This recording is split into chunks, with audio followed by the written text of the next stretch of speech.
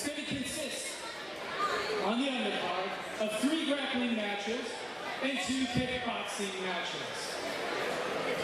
Now, a little bit of business before we get started.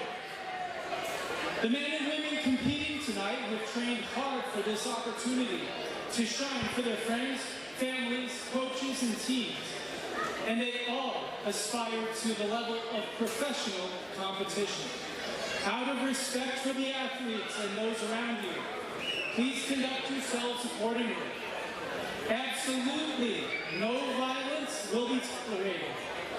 And anyone jeopardizing the safety of the champions, the PFL fans, or the fighters will be ejected and prosecuted to the fullest extent of the law.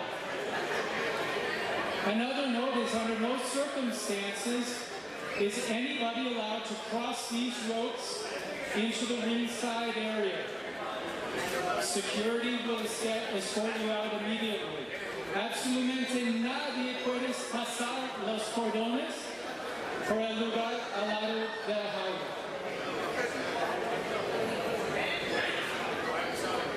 So please, take as many flash photos and videos as you'd like of the venue, the competition, the fighters, and please post generously to your social media accounts using hashtag PFL25. Our first event for you tonight is brought to you by Art in Motion, Aim for Greatness. Our first match is 6 minutes of grappling action. So let's bring in the fighter from the blue corner, Anthony Molina.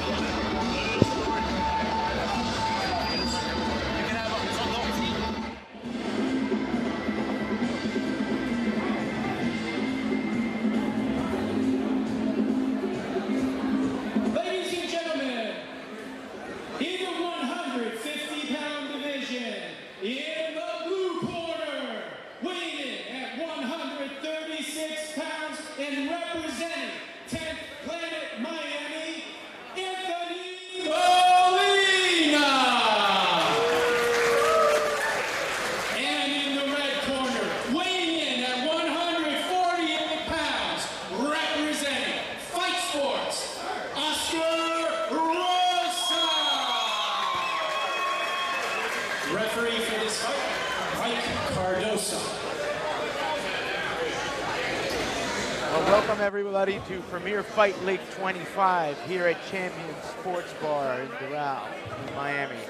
Alongside me is Robert Johnston, our ring announcer. My name's Guillermo Garcia, and we're here with our first fight of the night, no-gi jiu-jitsu match between Oscar Rosa in the red corner and Anthony Molina in the blue. Man, I tell you what, I love watching Anthony Molina fight. He's so flexible. He's the type of guy you can't stand sparring because he's so flexible. He's like a Gumby. It's frustrating. And he's always going for the leg locks. Yeah, that's what he's famous for, guys. These guys have never seen him here at PFL. He's a regular around here. His leg locks are so dangerous. That's a nice defense by Oscar Rosa. He was going for the heel hook there, and he's still got that leg wrapped. Still looking for the heel. Yeah, and Oscar's got to be so careful here. I mean, Anthony, it's one of those things. A lot of people think that if you're on your back, you're losing the decision, but he's so aggressive from his back that Oscar, in this case, has to be on the defensive all the time. And you'd be surprised, but off his back, Anthony wins so many decisions because he just mitigates the offense from his opponent because he's so aggressive from his back. Yeah, it's frustrating. And that's just the beauty of jiu-jitsu. Now, on the other side of this, Oscar Rosa is a judo black belt, so he does come in with a healthy amount of experience, and he is a wrestler. But he's been in jiu-jitsu for the past half year. But that said, he's been training with the legendary team at Fight Sports. And there's Molina, again, just going for the leg lock, just repeatedly, like nonstop, so aggressive. And Molina is a very decorated jiu-jitsu practitioner. He's been in 7 tournaments down here in the South Florida area. He's got 3 gold medals and 3 silver medals, so this guy is extremely talented. Yeah, it's interesting. He recently competed in the Worlds, and he was known only for his leg locks, and so it was a little bit easier for his competitors, but in groups they don't allow leg locks, and so he felt that really helped round out his game. Also, he recently switched gyms. Now he's training at 10th Planet in Miami, and he says that's given him a new focus and a new direction, and brought up the level of excitement in this game.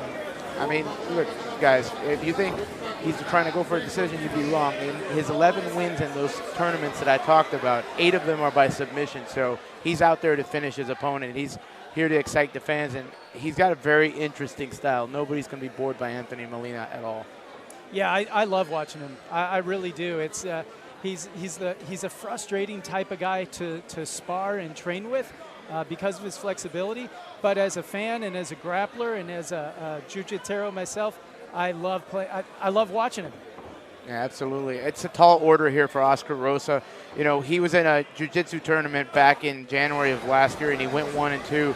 And a guy like Anthony Molina, which in recent tournaments is 11-4, that's a big, tall order right there. And Anthony's still looking. He's looking for that heel. Oh, and now he's got the. Oh, he had his foot secured, but Rosa squirmed out of it. Very well done. Great escape. I mean, Molina is well known for this type of attack, and you could tell that Oscar Rosa has really been training to try to mitigate those leg locks. But let's see if we can get Molina trying some other types of submissions, like a choke or an armbar. It's just constantly with the leg locks, and a lot of his opponents have been anticipating that lately. His flexibility is so impressive, though. That's crazy. It's crazy. It's amazing to watch. He's only 20 years old. I mean, this is his second time in the PFL cage. He's 20 years old. He's a behavioral psych major. So, oh, wow. Yeah. So he's very intelligent, very cerebral. It's very interesting to talk to him. Yeah, psychologically, his style must have an impact on his opponents, absolutely. As you see, like his opponents have to be on the defensive all the time. And it's interesting because when you get a guy that's this flexible, you can see some unusual submissions that you normally don't get in MMA, like go-go platas, omoplatas, and things of that nature. Yeah, he's always dangerous, and I have plenty of respect for him. He's only a blue belt in jiu-jitsu, surprisingly. And at 20 years old, he's got such a future ahead of him. Like, he's already this good at this young of an age. I'm just looking forward to see what he does over the next few years. For sure, for sure. And Rosa's been able to maintain this top control, but not much in the way of submission attempts from him. Just trying to stay in the dominant position. But as I said, Molina's the one doing the more offensive attacks, and I think that the referee is probably going to score it in his favor if it continues in this direction. It's only a 6-minute round, and it's been all Molina in my opinion.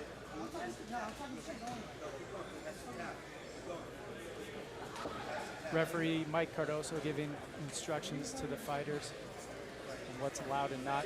They are allowing heel hooks, leg locks, wrist locks, really just about everything that you can, apart from fish hooks and groin shots, strikes, and slams. Interesting, Rosa was putting his hands in the face of Anthony Molina, which you don't see very much. It's always interesting watching Molina like get ready backstage, or even when he first got in the cage, he's just rolling around, and he's pretty much doing what he's doing now, just rolling around. He's so agile, so flexible, so quick, so, oh man. And it looks like we got less than 10 seconds left here, and it looks like another Anthony Molina victory in my opinion. And we're gonna take it into the cage right now so that our ring announcer, Robert Johnson, can give us Mike Cardoso, the referee's decision on the victory here.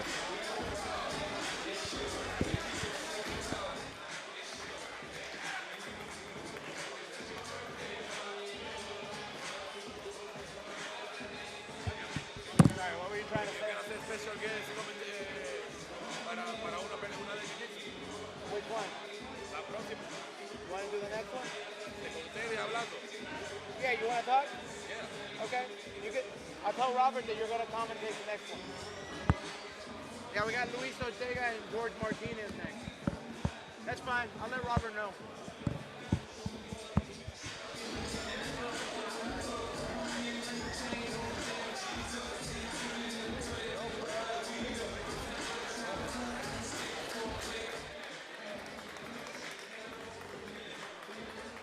Ladies and gentlemen, after 6 minutes, referee Mike Cardoso awards a decision to the blue corner, Anthony Molina.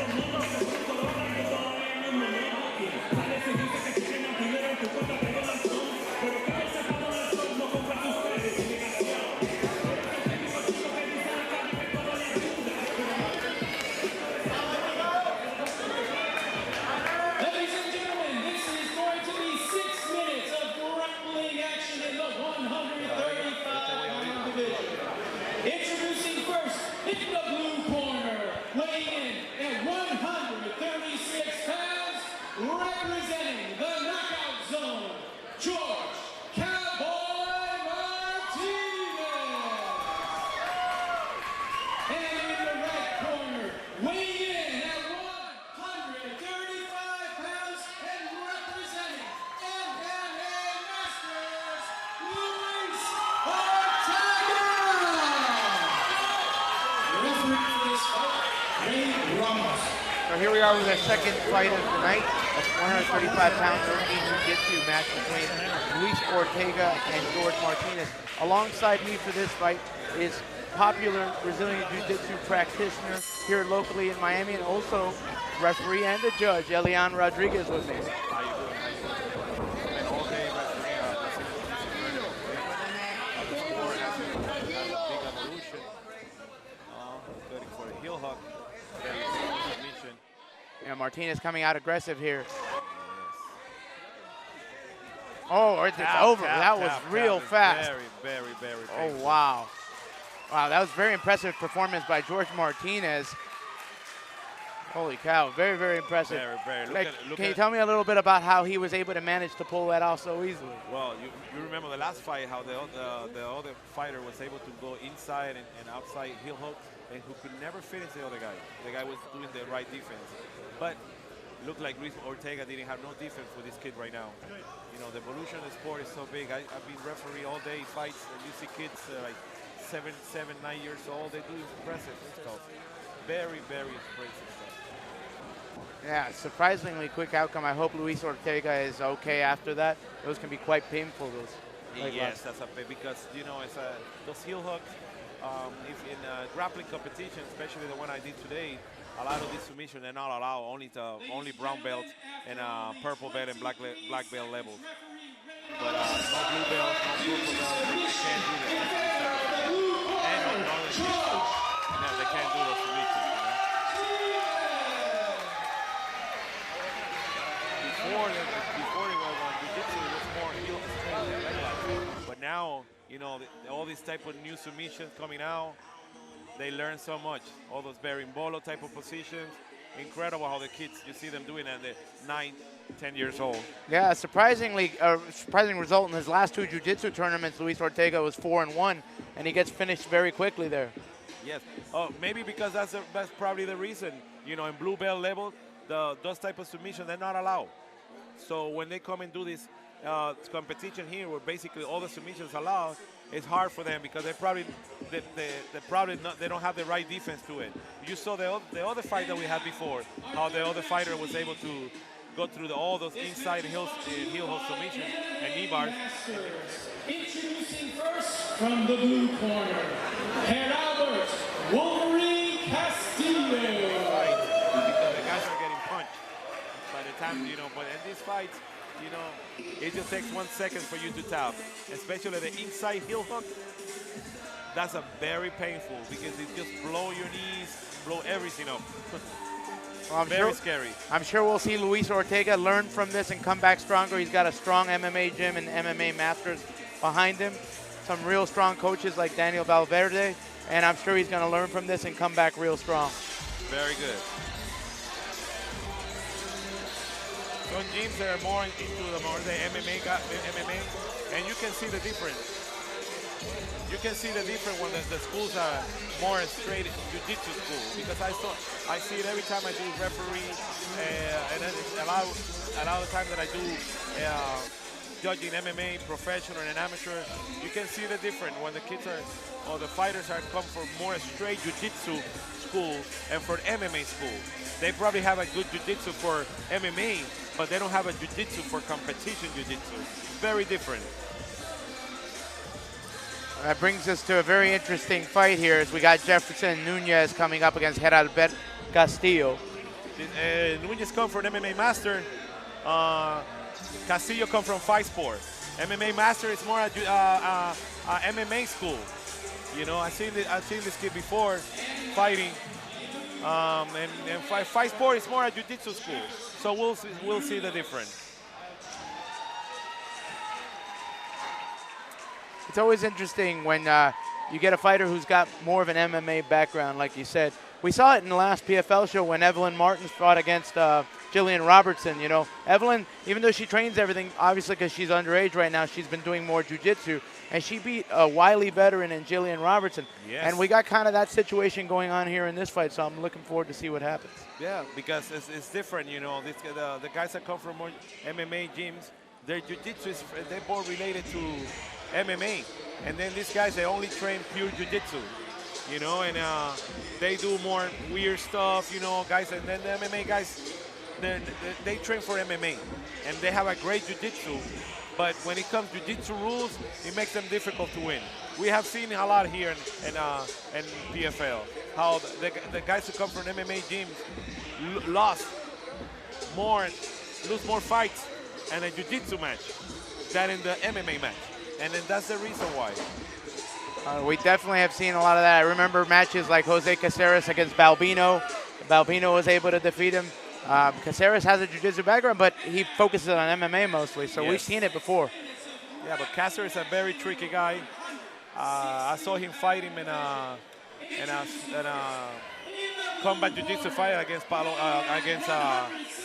JC Kawajansi, and he beat him really bad, you know, and that's the way it is. Very tricky guy. And in the red corner, weighing in at 159 pounds, representing MMA Masters, Jefferson Nunez. Referee for this fight, Mike Carlos. All right, here we go with our third fight of the night here at PFL 25 between Jefferson Nunez in the red corner and Herabet Castillo in the blue corner. Herabet Castillo with a lot of MMA experience. 4-1 as an amateur and 4-1 as a pro. I've judged some of his fights in both of them. Yep. But let's see how that reflects in the jiu-jitsu match only. Yep. Both of them look in very good shape. It's only 6 minutes, so we have to explode. You know, you can be lasting longer here, stay in a position for 2 minutes. By the end of that, the fight's over. And when it comes to referee decision, you know, it's sometimes a very close fight.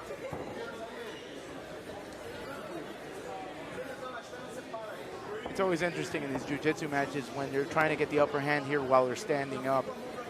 And some people like to pull guard. Some people like to just, you know, try to get the takedown. Like, it's harder. It's different than scoring it for MMA. And also, remember that a lot of jiu-jitsu guys, they don't train in a cage. You know, they train in just like a regular match, competition as in a regular match. So sometimes the MMA fighter knows how to use the cage a little more, and even in these grappling fights only, because they train in more cages and stuff like that. You know, some jiu-jitsu guys are jiu-jitsu guys, you know. I'm a jiu-jitsu person, you know, and a judo person. I never like fighting, you know, that's not for me. You can be a very good jiu-jitsu guy, doesn't mean you can be a good MMA guy. You need to have the killing instinct, the hit somebody, you know, and not everybody has that.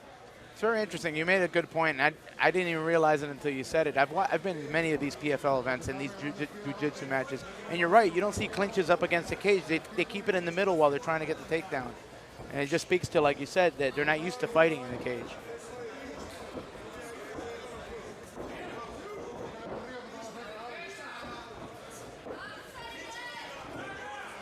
It's interesting, very different than the other fight with Molina, where Molina just pulled guard right away. So, and also the first fight, you know, that kid is very hard to beat because he throws submission from everywhere. And by the time it's the judge's decision, the referee have no choice to give it to him because he got like almost 10 submissions on the other guy, and that's more effective than passing the guard. Yeah. I was just speaking to Robert when we were commentating on that in MMA, if you're on your back, you're seen as losing, but in jiu-jitsu, that's not necessarily the case at all. Definitely not. Yeah. That's a very good timing for Nunez, but you know, the other guy Castillo was able to defend it. You know, very strong guys, both of them. I feel like Nunez has been moving forward. It's very hard to score this as not much has really happened, but I feel like Nunez has been slightly more aggressive with the wrestling. Castillo tried like a judo throw. Oh, he had a nice guillotine very deep. Let's see. Yeah, it looks like he's out. You know, but at least that's something to score for the referee, Mike Cardoso, very experienced person in the game. You know, fought BJ Penn like 20 years ago. I did not know that. I need to go back and watch that fight. Yeah, he fought BJ Penn and on one of the best BJ Penn times. Wow. Mike Cardoso lost a decision, but he never got submitted by him. I need to have a chat with him about that later on tonight. That's a very interesting story. Yes. was like 20 years ago.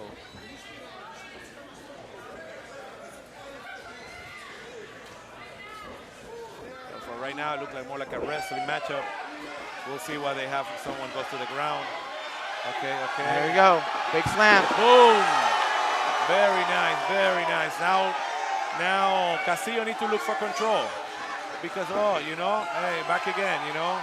Both of them has a good stand-up wrestling type of judo, more than Castillo. Look at, he comes more for like a judo background more than a wrestling background. I mean, this fight just became a lot harder to score. Do you value that submission attempt by Nunez or that big slam by Castillo? Right now, the more important thing that happened in the fight, that's Castillo's very good slam. You know, that's more in that. In a jiu-jitsu fight, that would be 2 points. You know. But like I said, you can see the style of Castillo is more like a judo type of grip. You know, Nunez has like a little more like wrestling type of jiu-jitsu gripping on the top. See that? Very good balance by Castillo.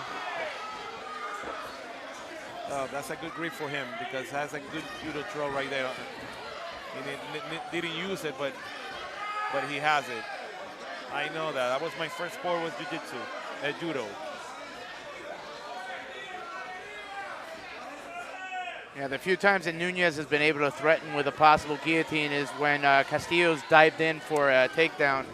And unlike MMA, you can't set it up with punches and kicks. You just got to go in there. Yeah, you're right. But like I say, it's jiu-jitsu.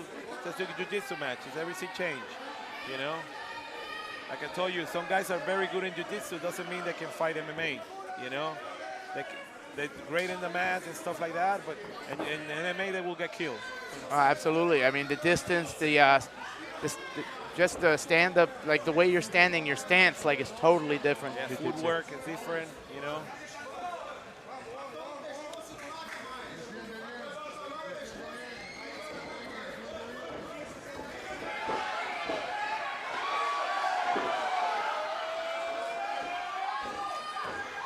Castillo has good timing to try to get the takedown. But Nunez, look at Eduardo again. Here we go, the last 10 seconds of the fight. Another big takedown, and that might seal it for Castillo. Right now, I mean, I don't see no way Castillo will lose the fight. He just has so much power in those big takedowns and end up inside control in both of them. Mike Cardoso.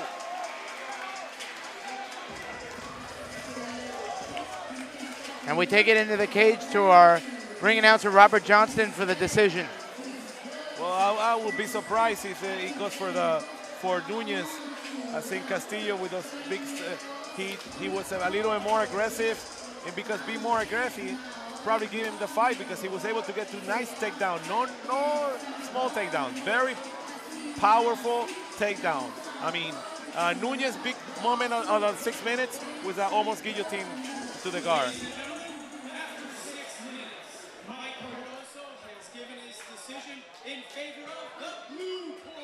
Yeah, that was the right decision. It's just in 6 minutes, it's not that much, especially guys are very good, well trained, you know. And then you're gonna see in 6 minutes, any small thing, it will determine the fight.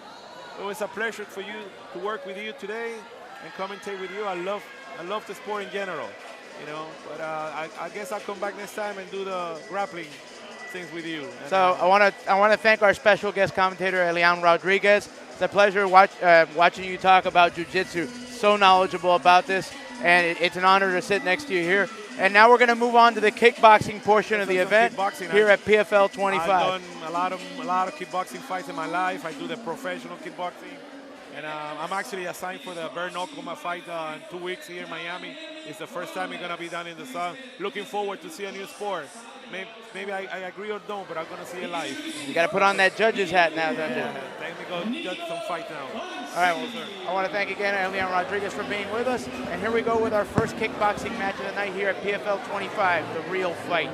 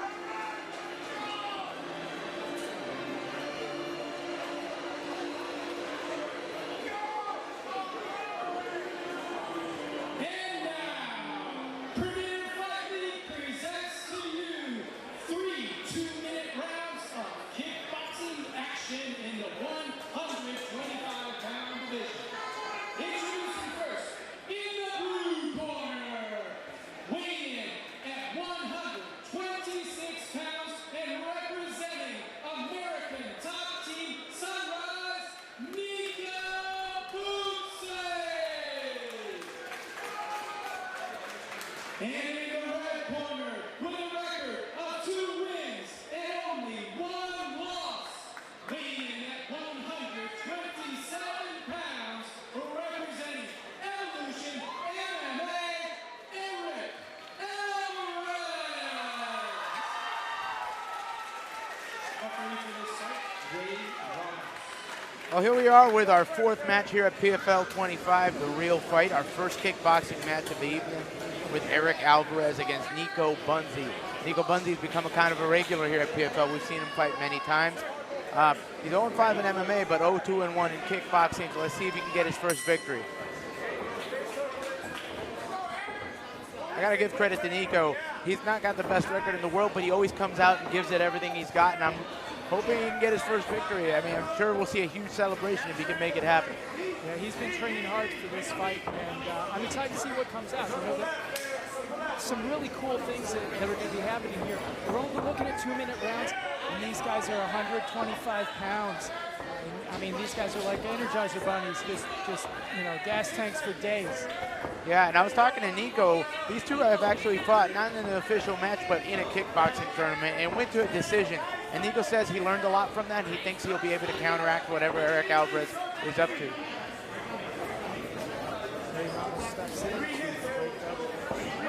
Yeah, that kickboxing tournament match happened 6 months ago, according to Nico. And Nico connects with some solid strikes to the head. Yeah, unlike MMA, they're not going to let that clinch happen for too long in a kickboxing match. And according to the referee, the commission's meeting, they get to make one move within the clinch, and then that's it, and then they break it up. So, unlike MMA, you're not going to see them clinching up against the fence for prolonged periods of time.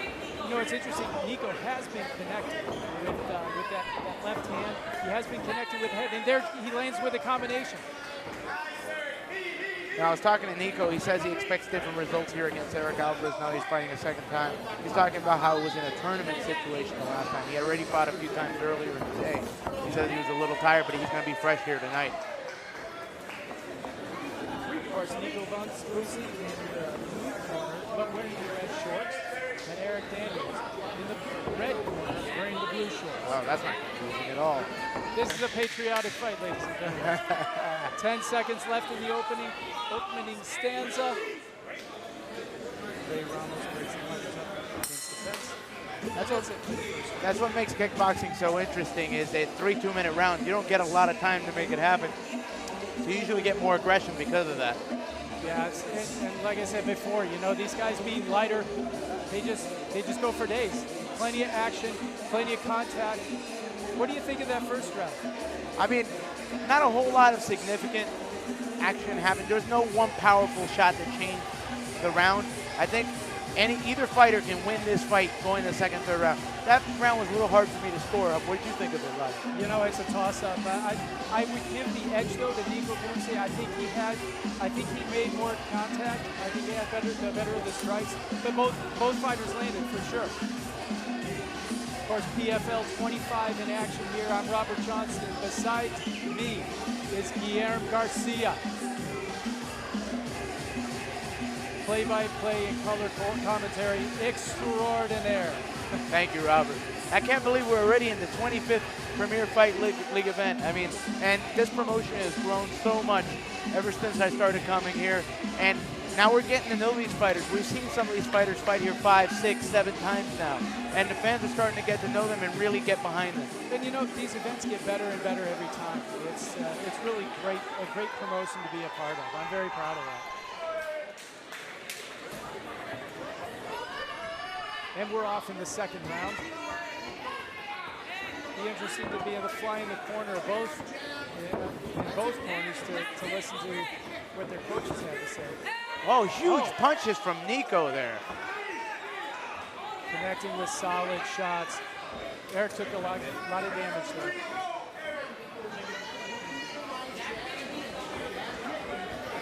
And as we said, you know, Nico's MMA record's 0-5. Eric Alvarez 2-1. But you know, in a fight, anything can happen. The records, they don't matter when you walk in there. Exactly. Because you don't know what the guy's been up to in the training room over the last few months, and it may change everything. Well, and believe me, Nico's looking to erase that 0 from his record. So he's hungry, he's aggressive, and he wants to make a statement here tonight. The cool thing about amateur sports is once these guys turn pro, they're 0-0 again. So they're getting some good experience, looking for some highlight finishes, and just to beef up their resumes, really. It's always interesting with these local fights, you know, with the smaller crowds, just because of the venues. Like, you know, if you have like a few fans of yours here in the crowd, they make up a significant portion of the audience. You get like real atmosphere, a lot of push behind the fighter, and they can hear that in there and get motivated by it. Unlike if you go to a UFC event, you have 5 fans for you in a 15,000 person arena, they're not going to make much of an impact, but here you could really sense the atmosphere in it. And for clarification, the prior knockdown of Nico was called a slip, and of course, takedowns are not allowed in kickboxing, so the referee will allow a strip. 10 seconds left in the second round. I like the aggression from Nico in this round. He landed some big punches early on, especially. Yeah, I agree. But there's no question, you know, this is a close fight, and both fighters are going to have to come out and try to finish this fight in the third round. You never know what the judges are going to say, and the fighters may not agree with what comes out of their mouth. Yeah, absolutely. I'd like to see more aggression, like taking more chances to try to get the victory here. It's been very strategic so far. There's been some brief flashes of momentum from Nico there in the early part of the second round. He had Eric Alvarez backing up a bit there. This fourth match of the evening, of course, is brought to us by the fine folks at Dynamic Wellness. Support the brands that support the athletes, ladies and gentlemen. Dynamic Wellness. 2 minutes left in this fourth match. Corners are cleared out, and we are ready for action.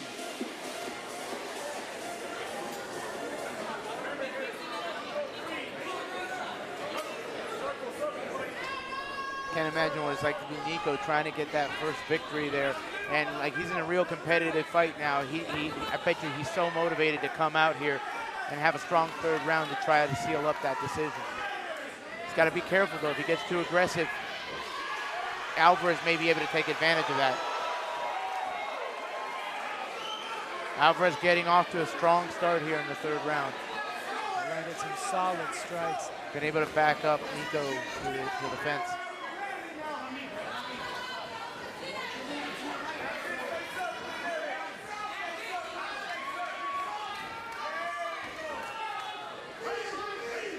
Haven't seen too many kicks in this fight. It's been mostly punches so far. Nice uppercut by Alvarez. There you go, Nico throwing in the kicks there. Nice leg kick. I'd like to see more of that in combat sports. We really need to see more of that. It's such a powerful kick and it's such a damaging kick to the opponent. Oh, there's a nice head high kick. kick there. I think Eric Hurd is talking. Eric definitely is realizing this is a critical round, and those first 2 rounds were tough to score, and he wants to make an impression on the judges. And he knows just one knockdown, and he's got a 10-8 round in his pocket.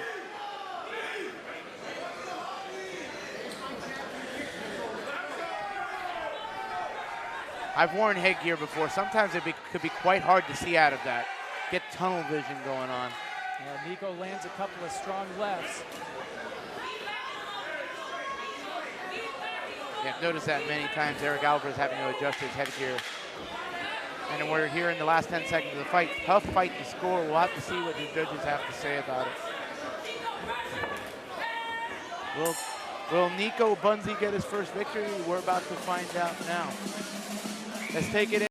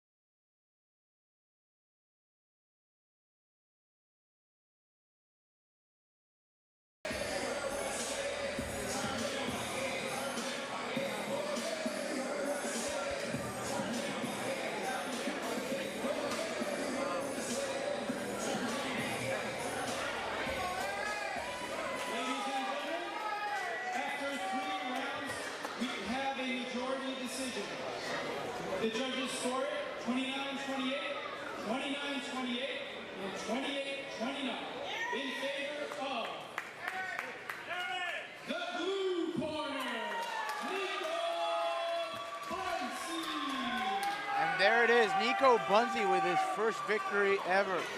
Real proud moment for him here at PFL 25.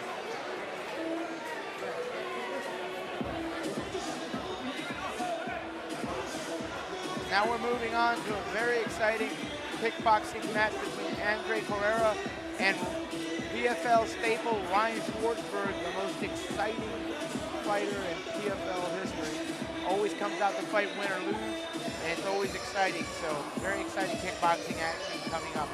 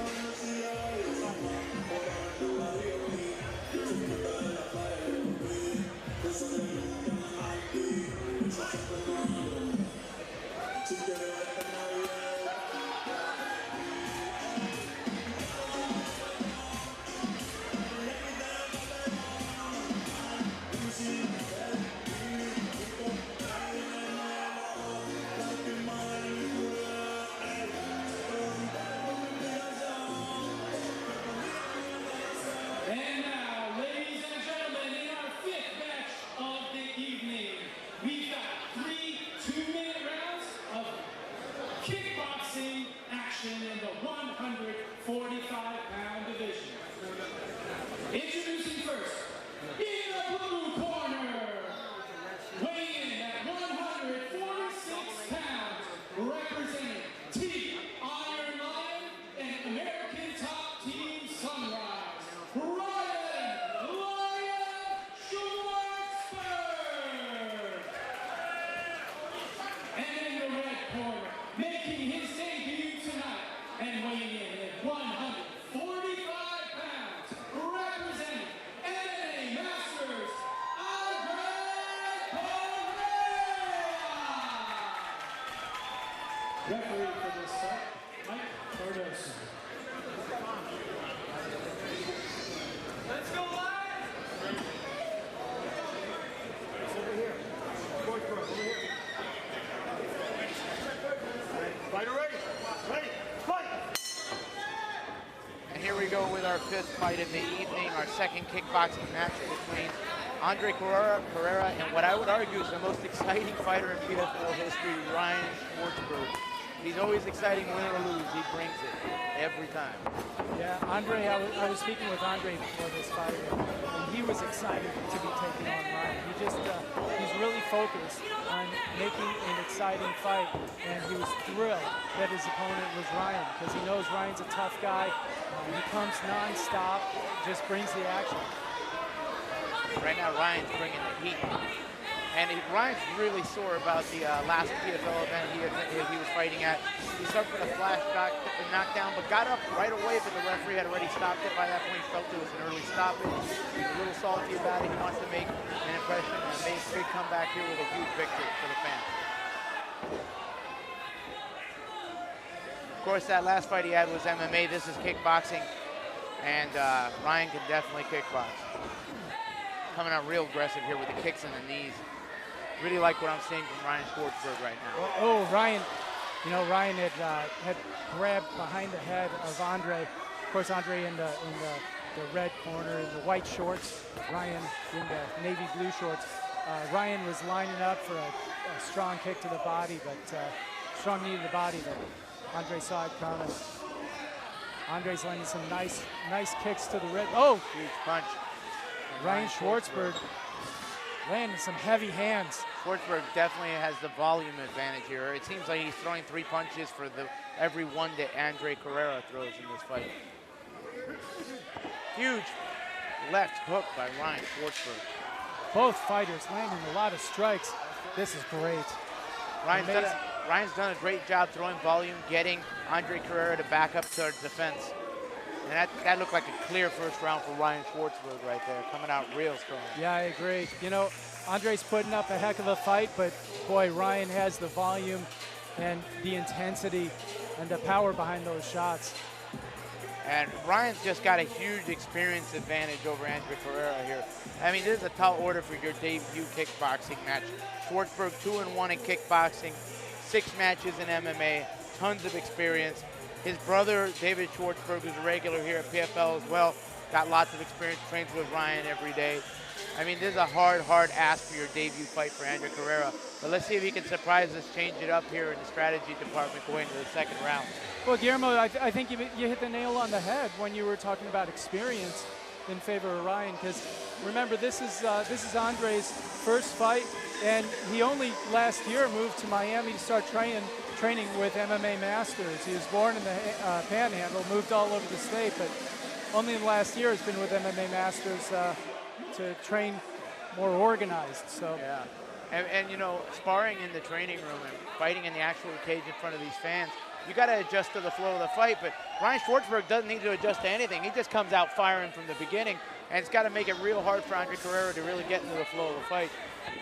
Yeah, Ryan's coming out strong again with the volume. He's got a nice combination of kicks, knees, and strikes. Andre lands a nice right. I mean, Ryan's going to keep marching forward and throwing all his volume at Andre Carrera unless Andre Carrera does something to earn Ryan's respect. And I'm just not seeing that right now from Andre Carrera. He's got to land something significant to back Ryan Schwartzberg up. Ryan's landed some brutal knees.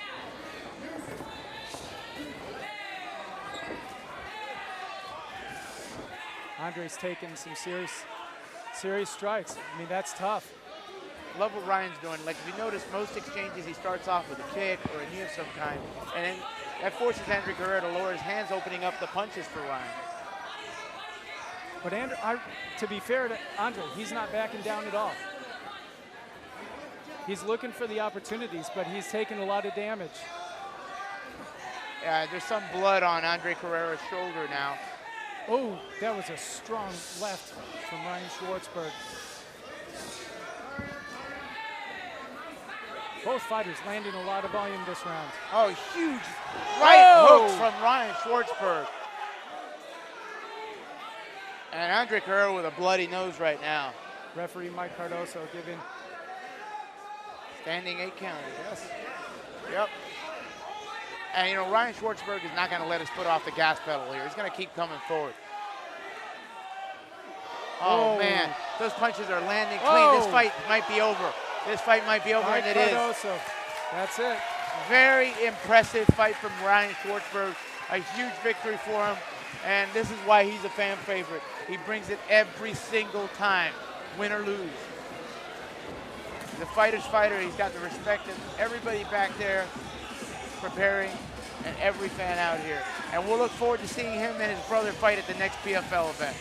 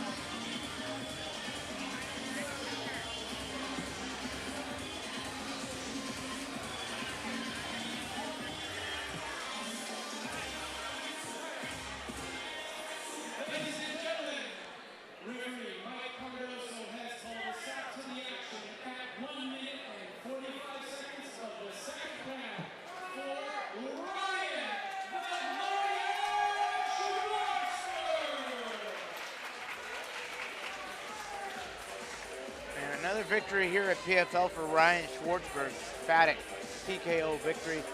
Definitely a great decision by the referee. Didn't let Andre Guerrero take too much damage in his debut fight.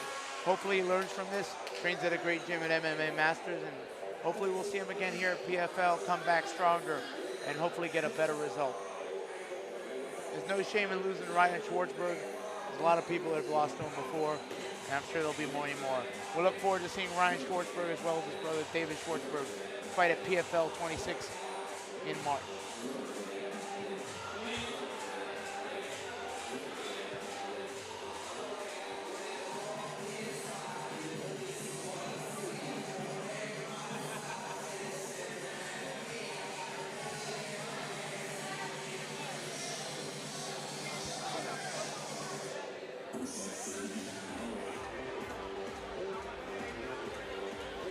Ladies and gentlemen, what an amazing first half of our card.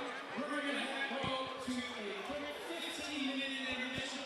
Please get yourself some food and drinks, and then we will be back here shortly. Oh, you!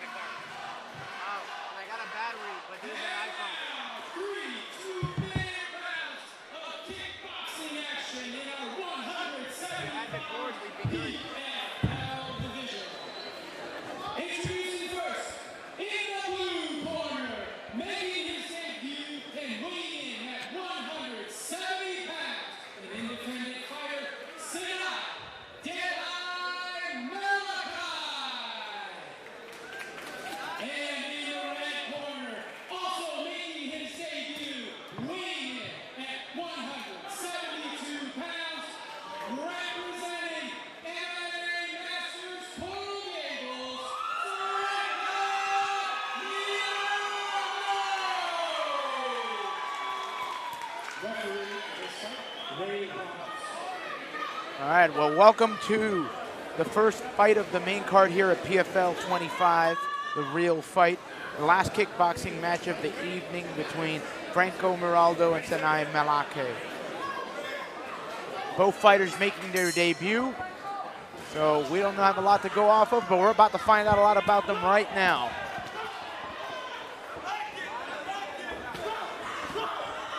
Well, I tell you, you know, something interesting about Sinai Deadeye. He's 20 years old, and he just took this fight. I mean, a literal last-minute addition to this card. He only moved down from Minnesota last week. So that's quite a change of weather right there. Oh, big head nice kick. high kick. Big head kick by Franco Miraldo, very impressive.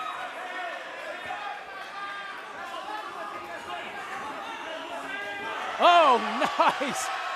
Beautiful, exciting action. Miraldo just pouring it on here. Oh, some absolute brutality from both fighters. Oh, man. Franco Miraldo absolutely getting the best of the action so far here. That was a lot of one-way traffic there.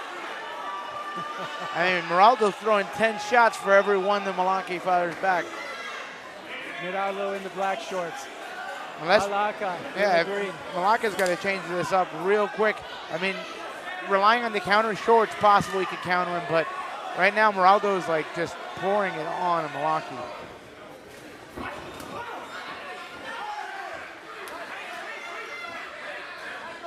Ramos stops in, breaks up the action.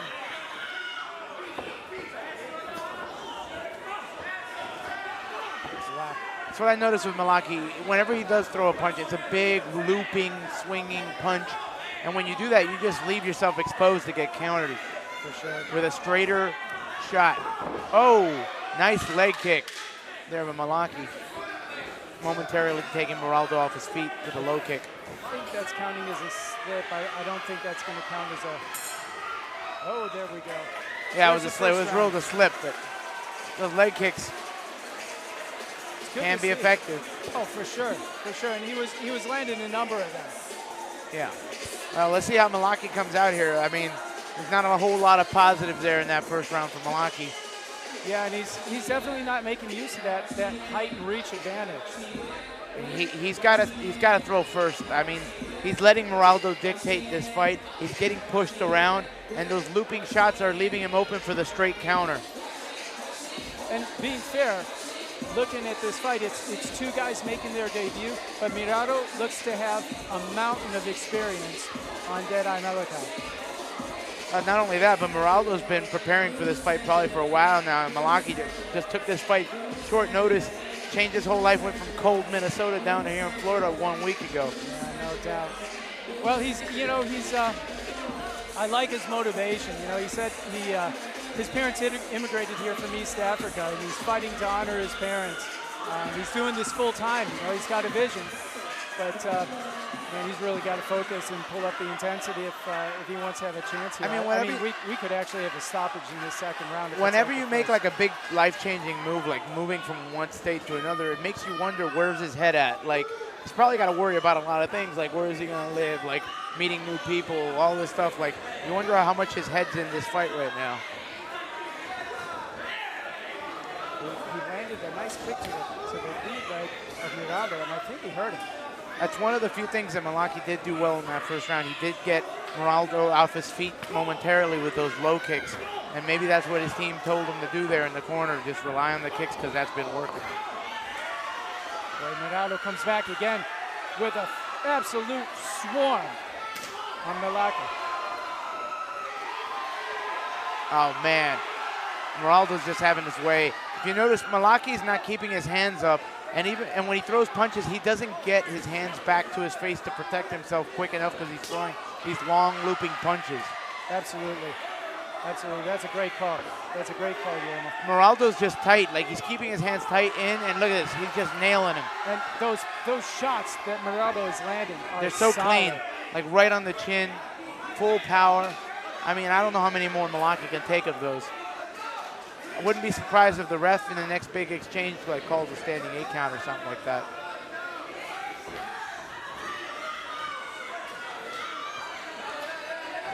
Malaka is, he looks hurt. His legs have definitely taken a lot of damage.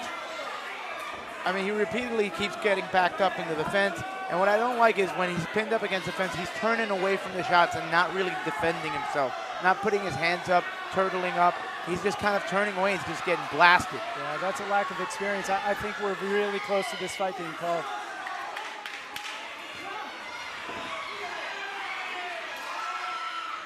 Deadeye's going to have to, he's really got to bite down on that mouthpiece and come out hard in the next third round. Malaki's breathing kind of hard there. I don't like the look in his eyes. I don't like it. I don't know if he wants to be in there.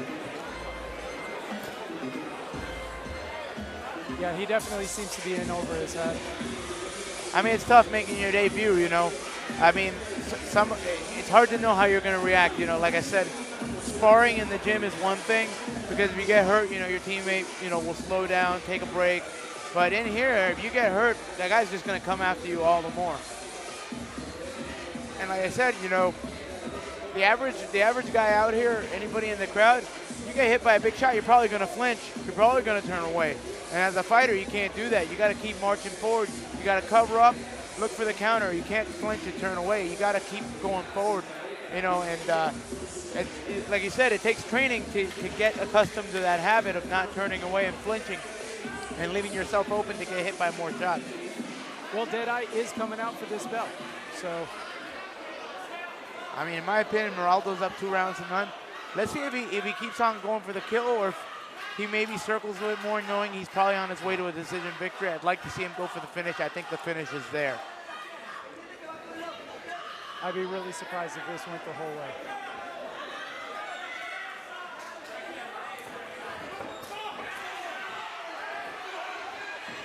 Moraldo landing strike after strike here. Big body kicks from Moraldo there.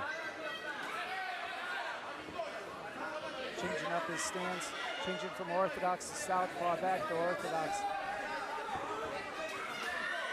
I mean, you're definitely seeing the experience difference there. Moraldo training at top gym like MMA Masters, and you know, Malaki currently independent, like without a gym. Like, it's tough to go without a gym in this sport. I mean, there's only so much you can learn by, you know, hitting a punching bag or watching YouTube videos. You need good sparring partners and strong coaches around you. And you're seeing the difference here in this fight. Well, and it's questionable how long, you know, just how much high-end coaching he's had up in Minnesota. Yeah, Minnesota known more for their wrestling than kickboxing for sure.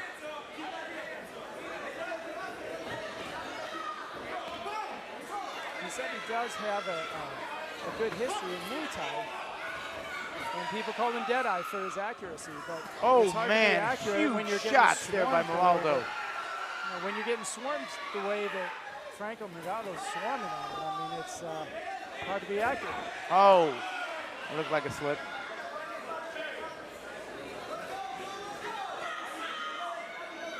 I mean, Malaki's got to land something huge in order to have any chance of winning this battle. He's going to lose a decision, a real clear decision here.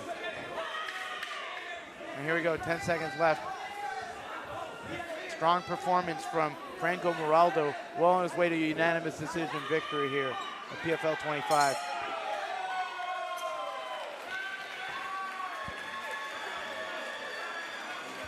Let's take it into the cage for ring announcer Robert Johnston announcing the decision here at PFL 25.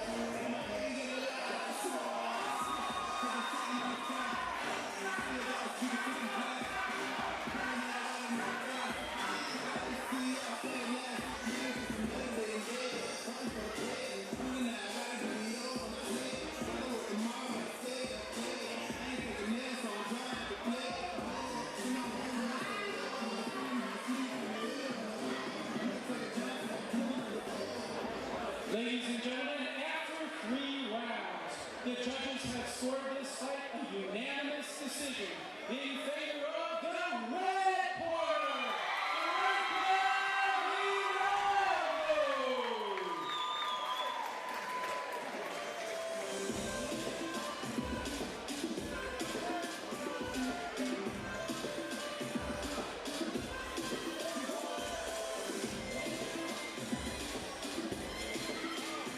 And that was our final kickboxing match of the evening. Coming up, we've got 4 bouts of MMA action, starting off with Marquise King against Frank Mello.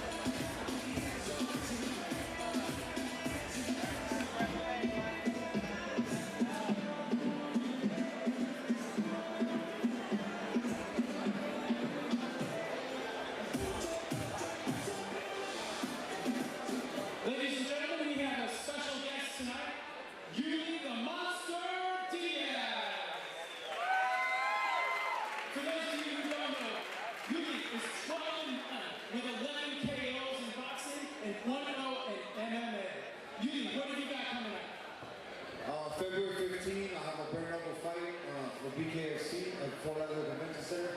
I would love to see all you guys out there and appreciate the support. Thank you. I'm also here tonight because my brother was supposed to debut and we didn't find an opponent for him, so we're calling on anybody that's debut 1-0, 2-0. We need a 185 pounder for the next PFL fight. So we're ready to fight. He's ready. Anybody 1-0, 2-0? We got somebody who needs an opponent for the next PFL. Be sure to follow these guys on social media. Absolutely.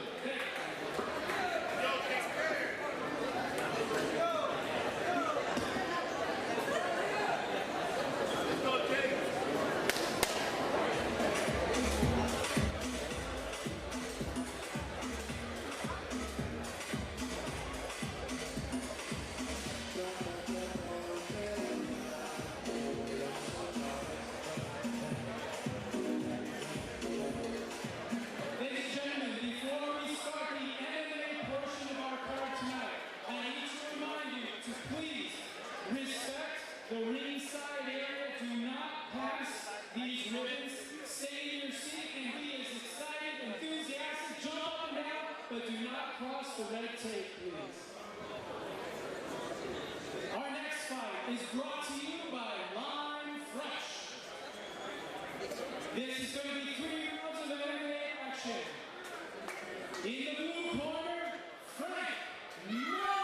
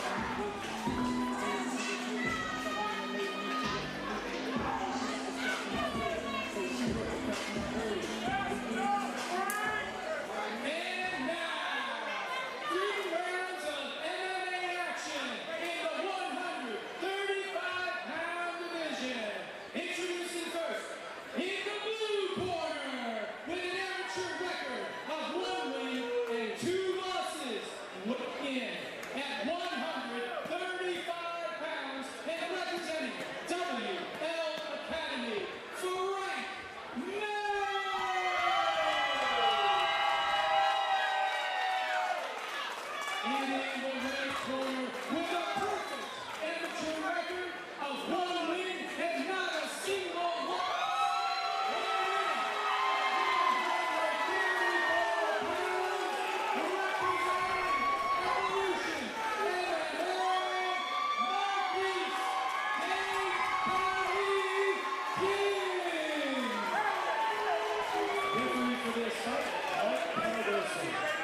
And here we go with our second fight of the main card and our first MMA match of the evening between Marquise King and Frank Mello.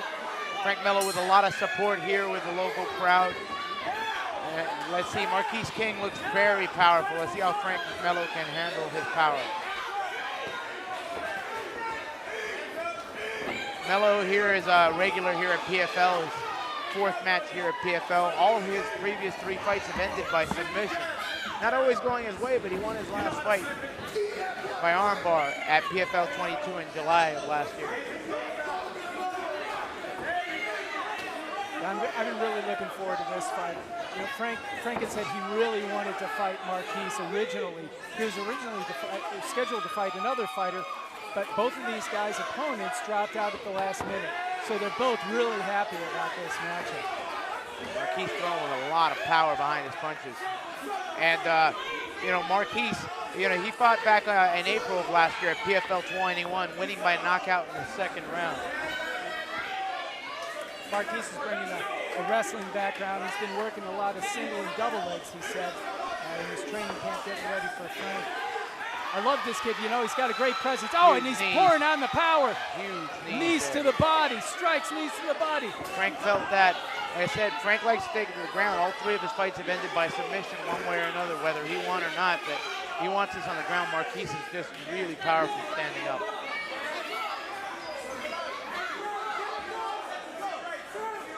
Marquise using the wizard to keep on his feet here. Frank clearly wants to get this fight to the ground. Of course, as everybody knows, it's really draining to have a guy press you up against the fence like that.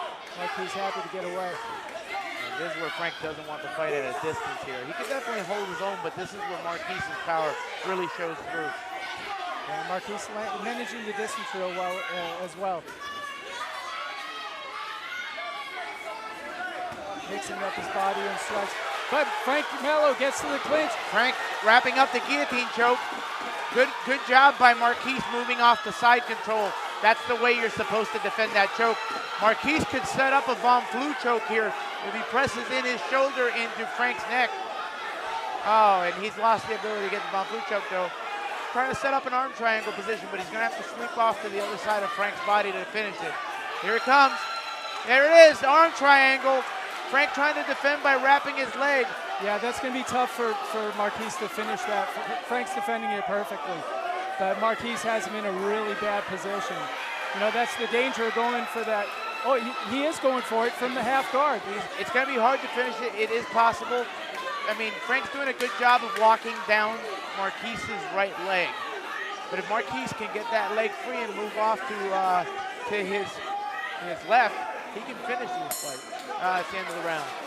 What a great first round. Absolute firecracker of a round. Marquise landed the more meaningful shot, and I feel like he dominated there on top. Yeah, he definitely showed the better of the octagon control in that round. Landed more shots, got the takedown. Actually, no, he didn't get the takedown because Frank took him down. Yeah, he tried to go for the guillotine. Exactly, but unfortunately when he wasn't able to finish it, he ended up on the wrong side of Marquise down and King. It looked like it was a promising position for Frank Mello. It looked like he was in a good position to get the guillotine, but he didn't lock down. He didn't wrap his legs around Marquise's body to finish it, allowing Marquise to move off to the side and relieve the pressure on the choke, which eventually led to him getting the dominant position for the remainder of the round. Don't count Frank Mello out by any stretch. He's 22 years old. He's a corrections officer by day. Super nice guy. He says he really doesn't get anything from being in the limelight and so on. He just gets a sense of fulfillment from being out and fighting. He enjoys it. Here we go, round 2. And Mello lands a solid right. And another solid right. Oh, the huge Marquise. shot by Marquise there. I think Frank lost his balance more than anything else there. Frank trying to get the takedown off the attempted leg kick there by Marquise King.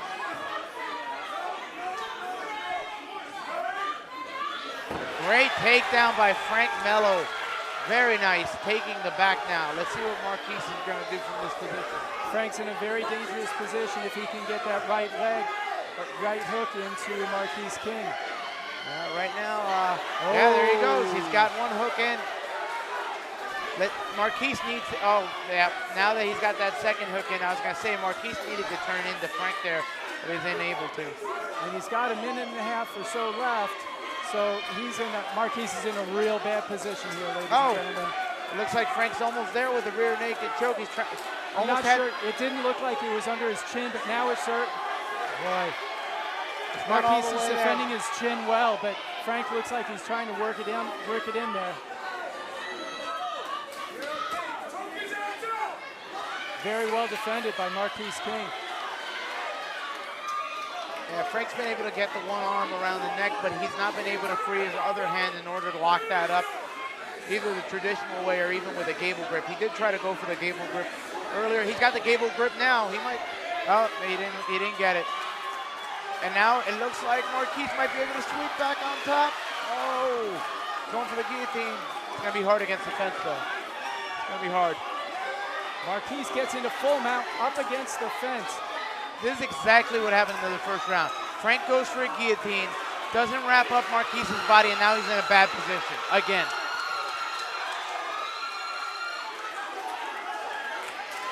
Marquise King, Dade County King, unleashing some Dade County ground and pound on Frank Mello.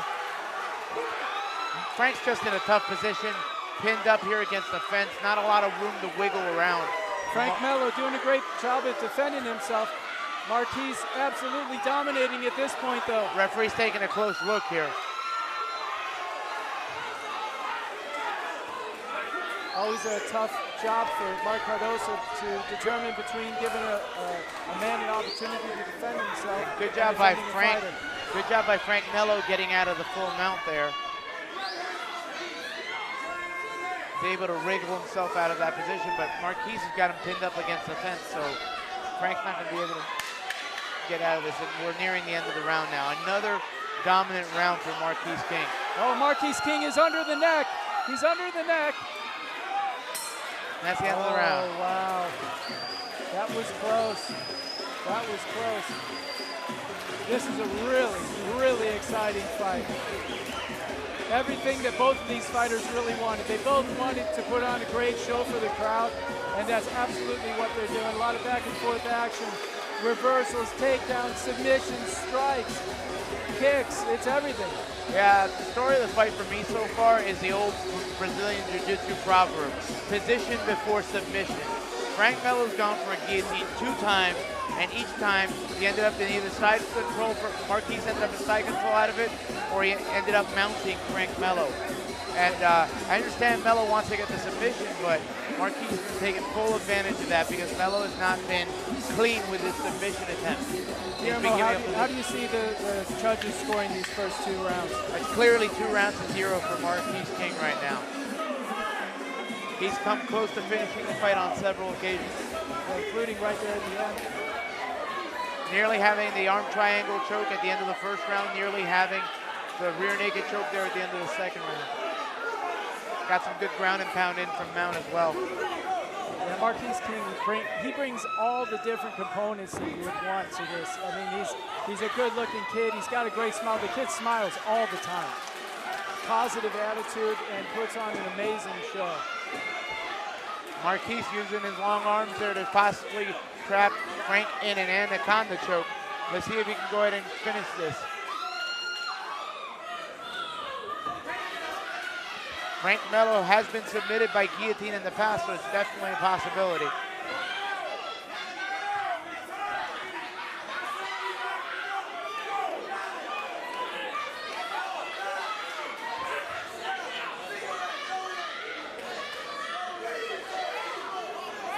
Both fighters fighting for position here. Marquise has the single leg. Frank is fighting like gangbusters, but Marquise gets him down. And Marquise moves into side control. And again, yes, like Frank wraps the neck and Marquise uses the opportunity to move off the side control. At least, you know, Frank, smart to let go of that guillotine because when you leave that locked in there, it leaves you open to the bomb flu choke. Or the bomb proof choke, as people like to call it now, because of the bomb proof. Pulling off that choke 4 times in the UFC.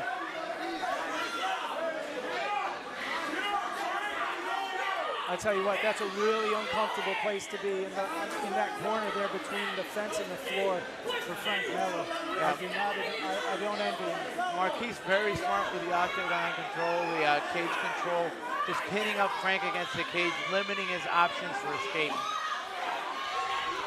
He's using his weight and his pressure really well. And he's making it hard for Frank because Frank's trying to think of a way to escape, but it's hard to do that when you're getting hit with punches in the face. So you're like, do you defend the punches or do you try to get up and take some punches? Frank is back to guard. Fair play to him for getting out of that situation.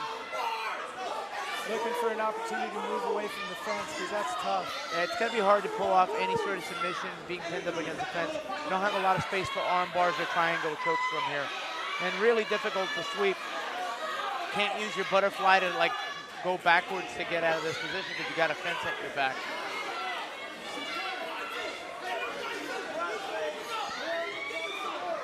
Marquise absolutely punishing Frank Melo on the floor. Executing serious ground and pound.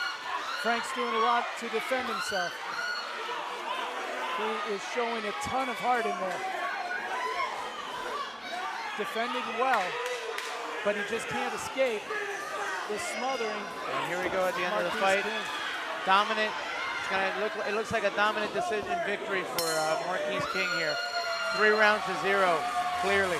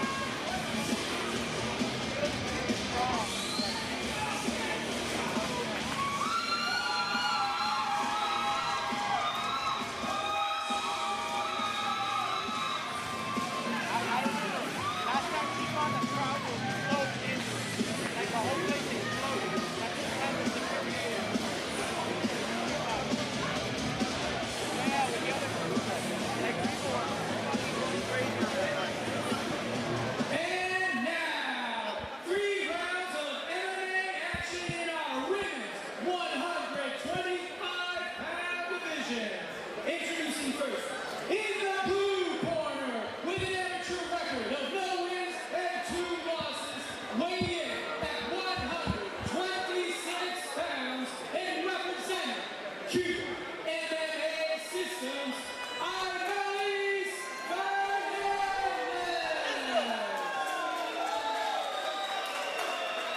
And in the red corner, with a perfect amateur record of 1 win and not a single loss, weighing in at 126 pounds, representing Evolution MMA, Jennifer Brewer.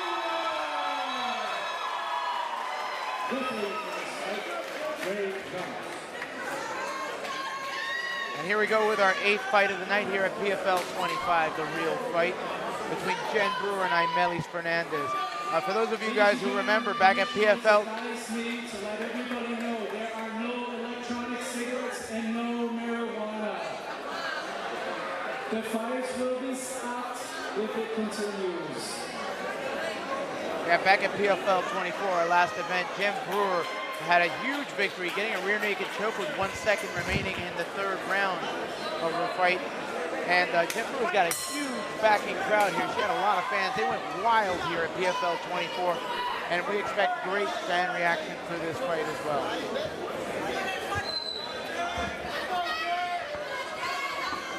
I tell you what, it's been a while since we heard a pop so big as what we got for Jennifer Brewer when she came in. She's got Imelis Fernandez wrapped up against the fence now. Imelis rolls her back in. Wow, these ladies are tough. Absolutely. And it's a very similar fight for Jen Brewer compared to last time. She was fighting a teammate of Imelis Fernandez's, and it was just wildness in the beginning. The Cuban fighter throwing a lot of crazy strikes, and Jen Brewer using her wrestling to neutralize that and get her to the ground, and that's where she ended up dominating the fight. Well on her way to winning 3 rounds to none, and then she got that submission by rear naked choke with 1 second remaining. Yeah, and you know, that's the thing is Jen Brewer's heart is just insane. Imelis, though, is finding her way on top. Jen fighting her way off the bottom, though. Imelis Fernandez in the white, Jennifer Brewer in the black. Imelis Fernandez is like, man, excellent physique, like really strong looking fighter. Like, she looks very Yeah, powerful. she's shredded. I mean, tip-top shape. You know, you look at their ages, 37 for Imelis Fernandez and 20 for Jen Brewer, but Imelis Fernandez, I would argue, is in better shape. Like, she looks phenomenal out there. Well, actually, small correction. Jennifer Brewer is 28. Her birthday is next week. Ironically, she said it would be a great birthday gift to have to get a victory here tonight.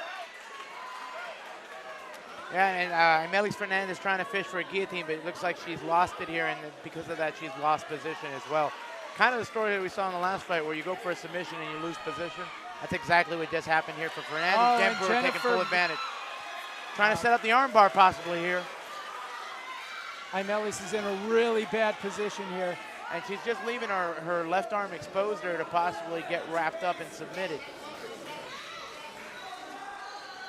You know, it's tough, you know, with these blows raining down from Jennifer Brewer. Imelis is doing everything she can. She really needs to arch her back and bridge to get Jennifer off, which she just did. I mean, it's tough. It's tough being down there taking that abuse. Jen Brewer right here doing a good job of holding on to position. There's several times where she could have gone for an armbar a little too early and lost that position, but she's just resorted to pick her spots, hit some ground and pound to distract Imelis Fernandez and maybe open up that submission. In the closing seconds of the opening round here, Jennifer is just swarming. She is all over Imelis, but Imelis sweeps her in the closing seconds. Smart move by Jen Brewer to go for the submission late in the round, knowing that if she didn't get it, that position wouldn't be switched for too long. Great call. That's a great call, Guillermo. You're exactly correct. You know, that's what we saw in the last fight with Frank Mello. He would go for the sub. It would be defended, and then he was on the bottom. Great call. For long periods of time, but Jen Brewer holding on to that position.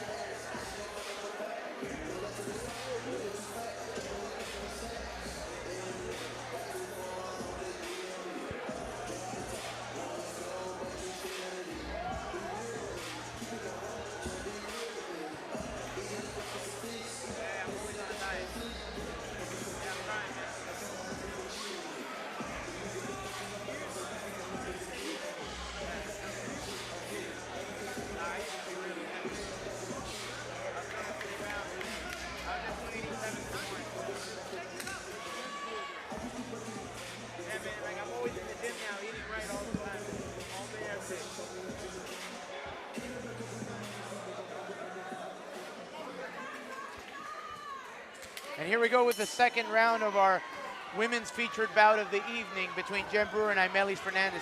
Clear first round for Jen Brewer, in my opinion, Robert.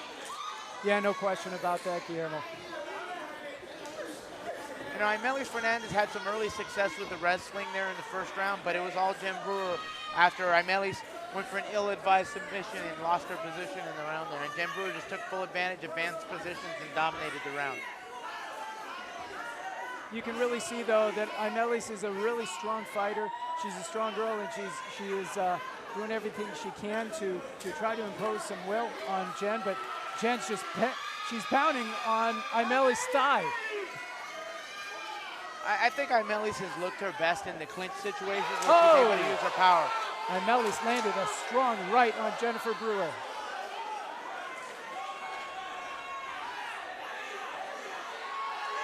Huge shots by Imelis Fernandez. Imelis' eyes are looking for that finish. Jen Brewer smartly trying to get the fight back to the ground, and she does. And now she's got Imelis Fernandez pinned up against the fence. Yeah, that's definitely Jennifer's strength. You know, she's really good at finding that leg and getting that takedown.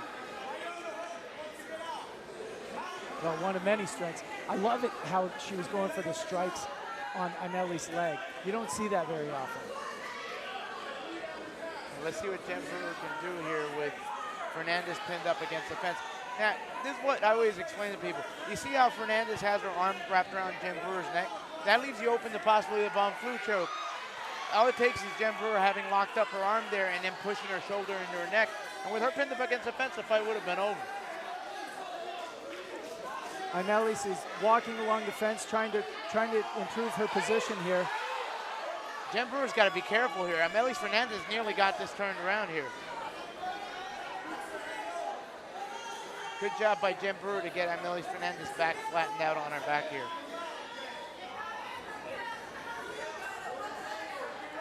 Like I said, Jen Brewer with a large amount of support here. All the fans out here are standing up for this fight, rooting Jen on. Well, Jennifer, you know, it's interesting. In her free time, she's a middle school teacher, language arts. She's also single, looking for somebody to apply for that position. Any good-looking men out there? I always thought my middle school teachers were tough, but not like this. Yeah, get that homework in or else. It's a different kind of toughness. No doubt, no doubt. She is brutal. She's intense, she's strong, she's excellent with these takedowns, and she's really good at keeping her opponent on the ground. Imelis is having a tough time when she's on the bottom. She's having a tough time getting improving her position. And another round in the bank for Jen Brewer, up 2 rounds to none. Imeli Fernandez is going to have to go for the kill here. Yeah, she's definitely got to look for the finish in the 3rd round, one way or the other. She did land that one really strong right in the middle of the 2nd round, and I think she thought she was going to knock her out, but Jennifer fought through it, and before too long, Imelis was back on the floor.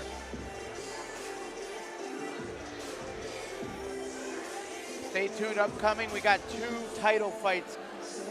The 135-pound title and the 172-pound title are on the line here at PFL 25. Yeah, it's a rarity because a lot of our fighters go pro so quickly after becoming champions. We've got 2 guys defending their belts here, which is, and these fights are going to be amazing. Justin Arteaga and Ernesto Suarez, and then we got Adrian Wolfstone Perez taking on Bam Bam Hodesing. That's going to be amazing. Stay tuned. And here we go with our 3rd round of our women's featured bout. Jen Brewer up 2 rounds to none. Imelis Fernandez is going to have to really come out strong here and find something special if she wants to win this bout. Imelis Fernandez just throwing wild hooking punches.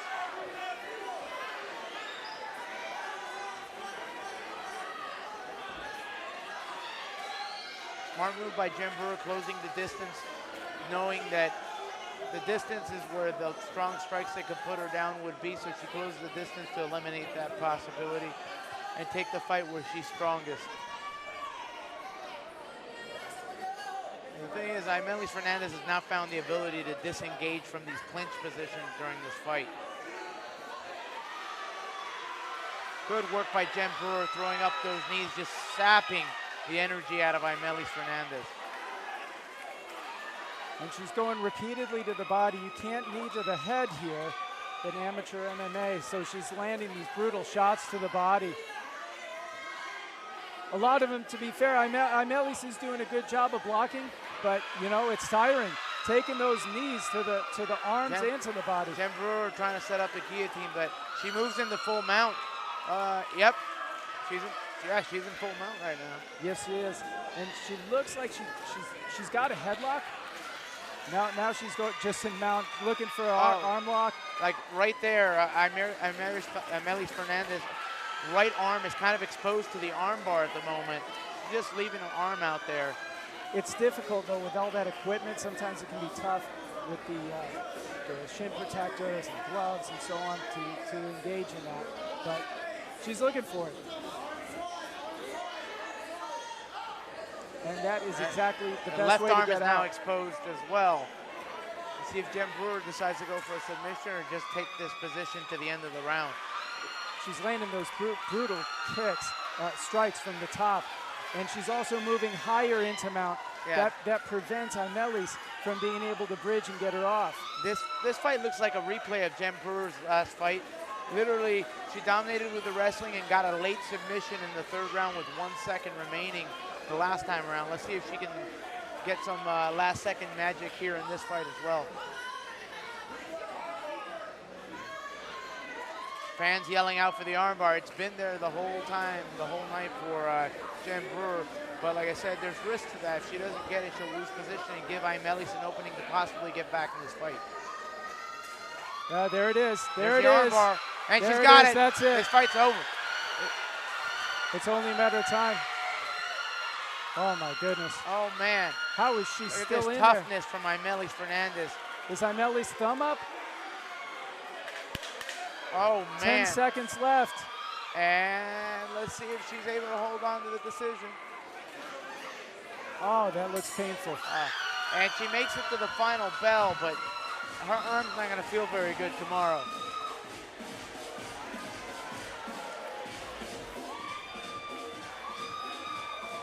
Another strong performance from Jen Brewer, likely moving her record to 2-0 here with a dominant decision.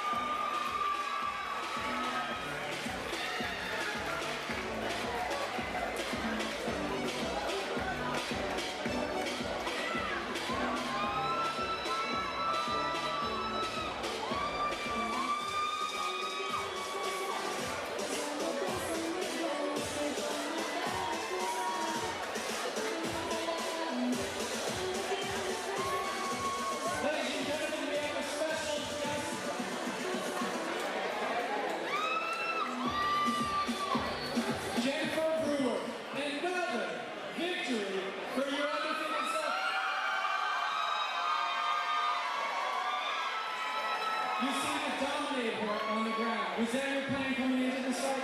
Yeah, pretty much.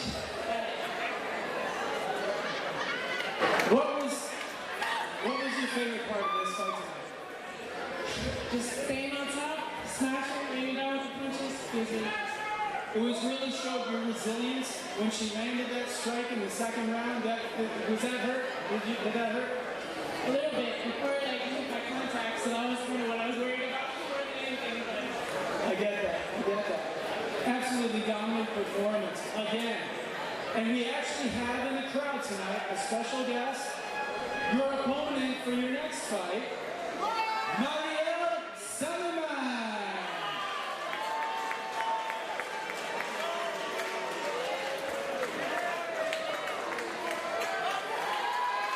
And here we can see the girls starting off for the next fight at PFL.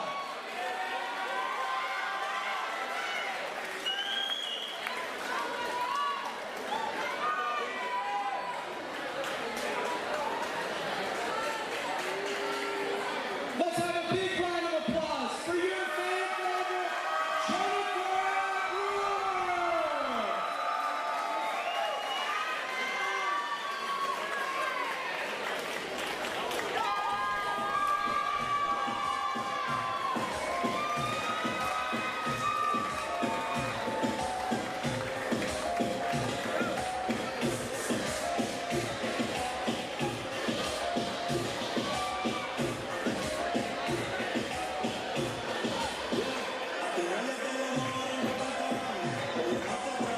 And coming up, we got our 2 title fights of the evening. And coming up next, Justin Arteaga against Ernesto Suarez for the bantamweight champion of the world at 135 pounds.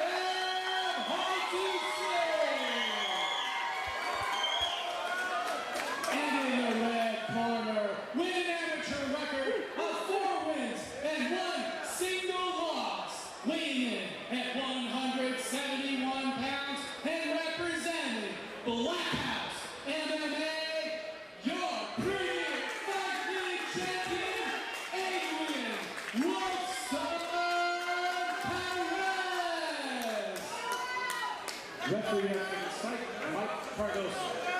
And here we go with our co-main event. Okay, gentlemen, we're going to rules the locker room. Protect yourself at all times. Obey every man at all times. I want you to fight hard. Keep it clean, guys. If you want to touch gloves, do it now. Good luck, gentlemen. And again, here we are with our welterweight title fight, our co-main of the evening between Adrian Perez and Sean Hatusing.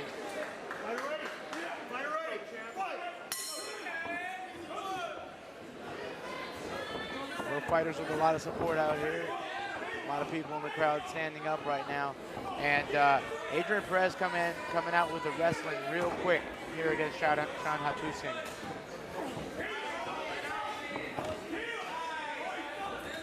Adrian Perez coming in with a 4-1 record. His one loss was here at PFL to Ulysses Fernandez, who's a regular here on the PFL scene.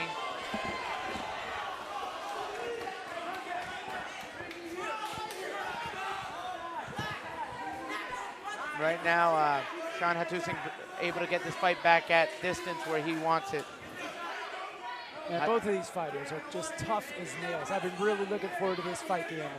Yeah, Sean Hatusing with 3 wins by knockout in his 4th amateur fight. So the guy definitely comes out to excite and to make a fight of it. Oh, and wow, Adrian Perez with a brilliant takedown. Smart move by Adrian Perez. Like I said, Sean Hatusing with 3 knockouts out of 4 fights that he's been in. All 3 of his victories by knockout. So getting into the ground's a smart move. Adrian Perez with 2 of his 4 wins by submission. Well, you know, Bam Bam, it's interesting. It's not surprising he wanted to keep it standing. This guy is absolutely a brawler. He was a nightclub bouncer, and he got fired for getting into too many fights. Too big a liability. Yeah, I probably have seen him out there on the bar scene. He looks familiar.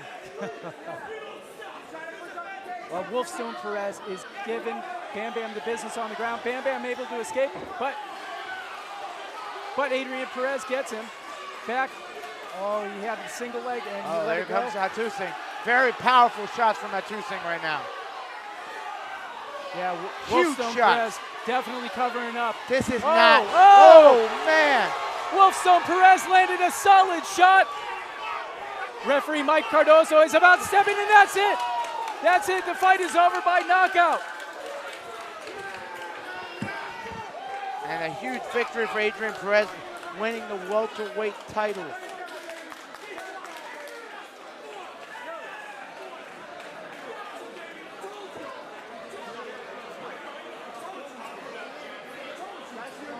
Adrian Perez with the 2nd knockout victory of his career. Huge win over Sean Hatusing, who only got stopped for the 2nd time in his career.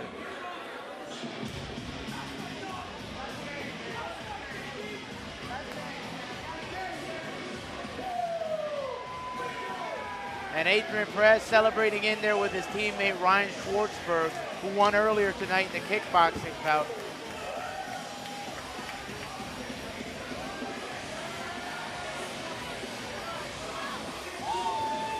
There's Adrian Perez posing with his welterweight title here at PFL.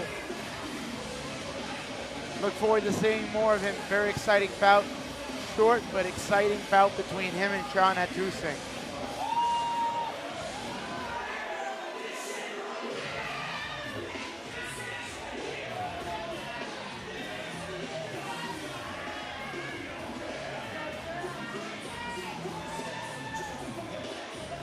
Adrian Perez improving his amateur record up to 5-1 here at PFL 25. Let's take it into the cage for the decision with our ring announcer, Robert Johnson.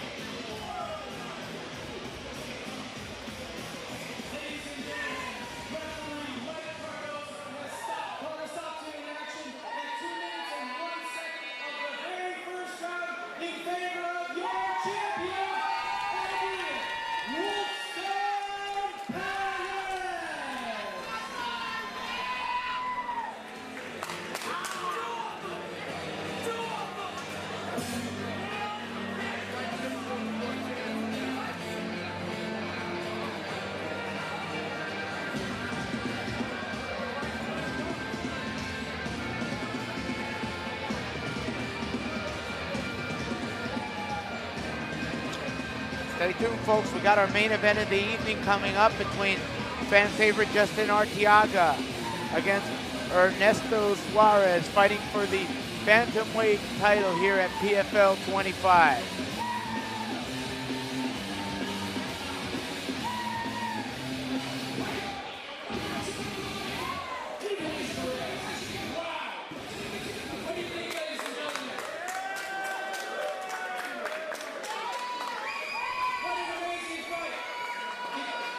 Is that anything like you imagined it was going to happen? Yeah, man, it's going to be a war. We hit really fucking hard. I just had to stand my ground and hit back. Tucker, great fighter, strong. I'm happy to show the ring with him, but I had to show what I'm about. It's my ring. That's right, man. That's what you do. We love seeing you here, brother. Congratulations on an outstanding win. Can't wait to see you again. Everybody, let's give a big round of applause to your champion, Adrian Wilson. Thank you everyone for coming. Be sure to follow your champion on social media. We will be back in 10 minutes for the main event.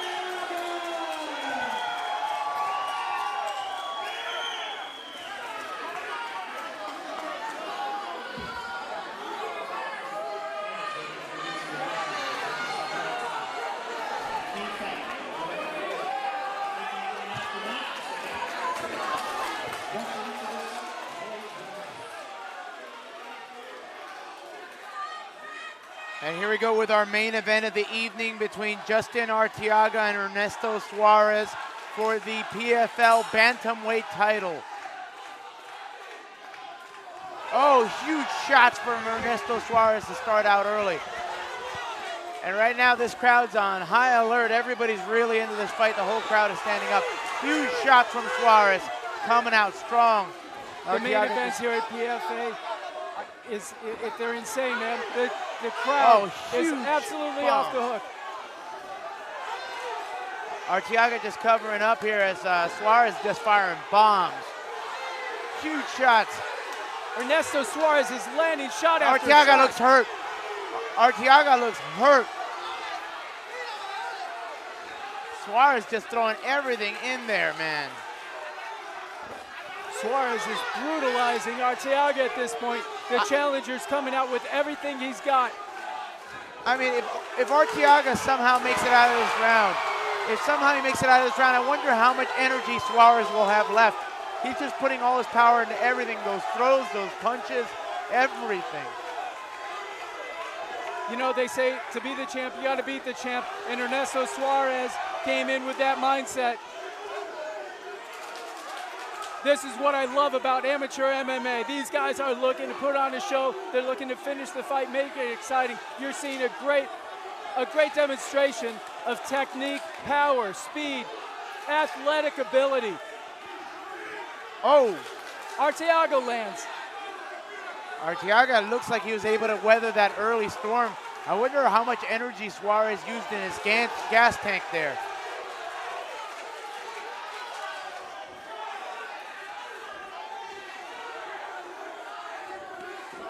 Wow, landing.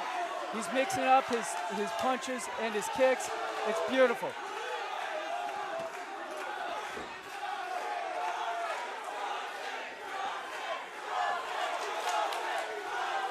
Both of these fighters have their legions of fans.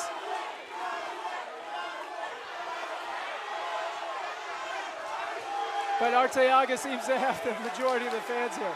The fans are absolutely bouncing off the walls. Suarez coming in with a lot of momentum, winning at PFL 22 and 24, one by knockout and one by Americana. Both guys very young, 25 years old for Suarez, 23 for Arteaga.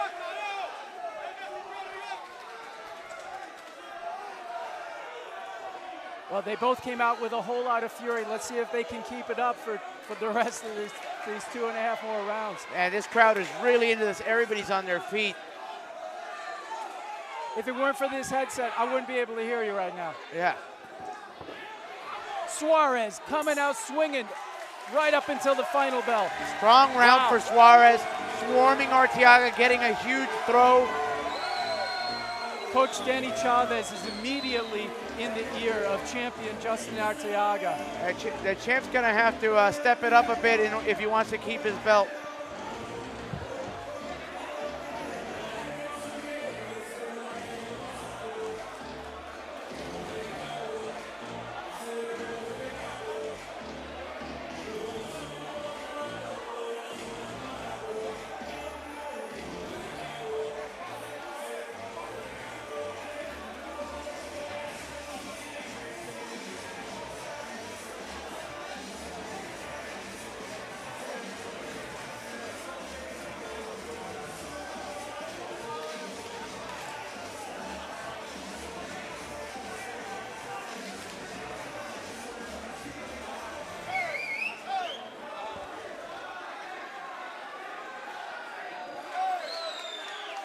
Yeah, we're standing by here for the second round as security is trying to get the crowd in order right now.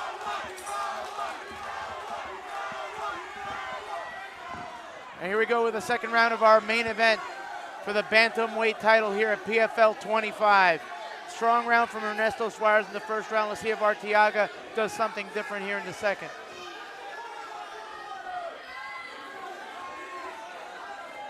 Oh, Suarez lands a strong overhand right. Arteaga absorbed it. He seems to have shaken it off. Doesn't seem to have impacted. Going for an immediate takedown, Justin Arteaga, but Suarez blocks it. Suarez stuffed it. Yeah, that's what I thought his corner would have told him, to bring in more of the wrestling aspect to the fight, because he was not doing well with the stand-up against Suarez in the first round. Oh, Suarez is landing some mysterious strikes again. Arteaga's doing a good job of blocking it, but that still takes it takes its toll. If you notice, Arteaga is getting his hands up to block these strikes, but some of that power definitely gets through there.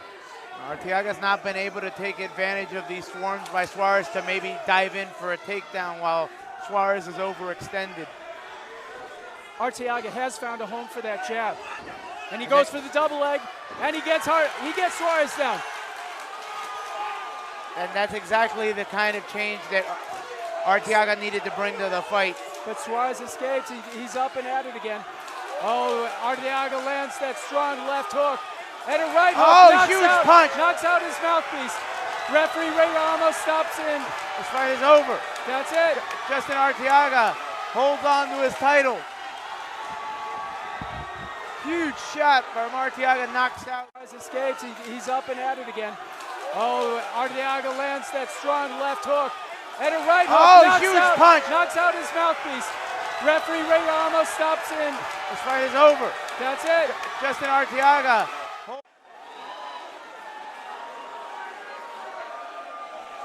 Huge one-shot power from our champ, Justin Arteaga, who's able to hold on to the belt here at PFL 25.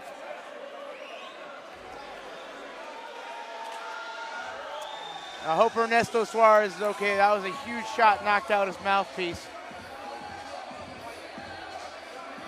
His fans were starting right behind us, look a little concerned, and I don't blame them. That was a huge shot by Justin Arteaga, to hold on to his title. Doctors are checking Ernesto Suarez to make sure he's okay.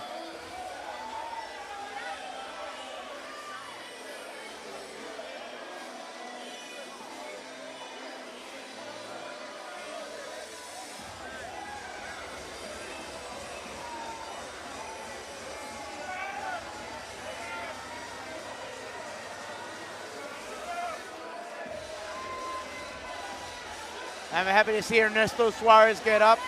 A little wobbly, but he looks like he's going to be okay.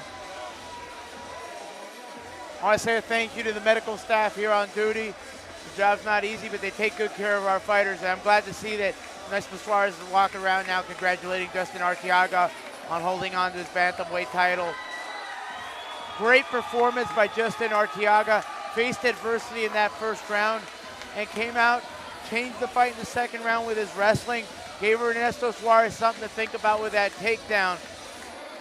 And with him focused on defending that takedown, he left himself open for the counter, and Justin Arteaga with a huge hook knocks out Ernesto Suarez's mouthpiece and knocks him out of the fight.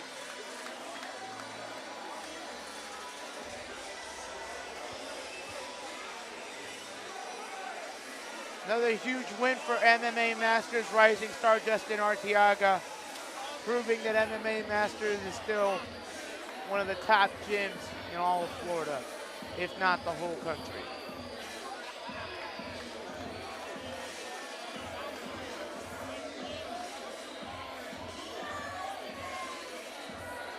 Ernesto Suarez looks like he's okay. Sure, he's a little disappointed, but he put up a good fight. Took the first round from the champ. Unfortunately, the champ got him in the end.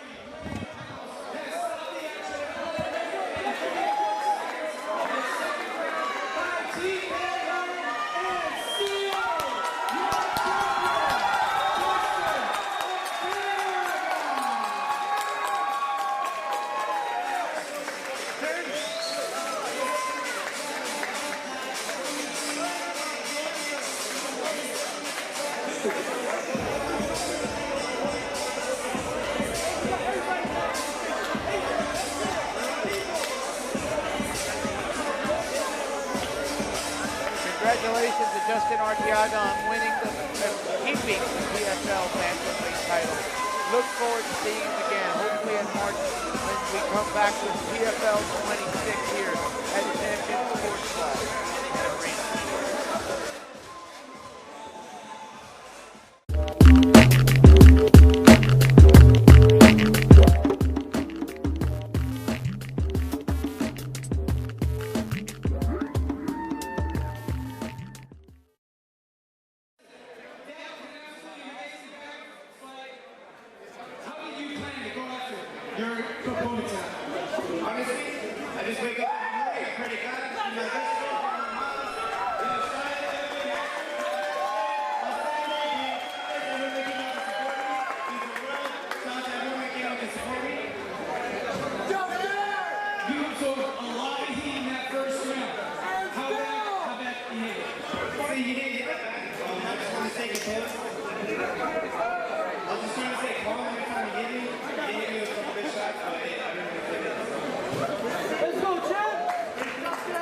Who do you want to see in your next title defense? And right now, I'm not really worried about anything. I'll fight anybody. So, I already beat him number one.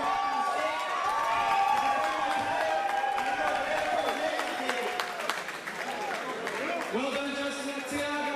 Let's have a round of applause for your champion, Justin Arteaga. And now a word from Sensei Cesar.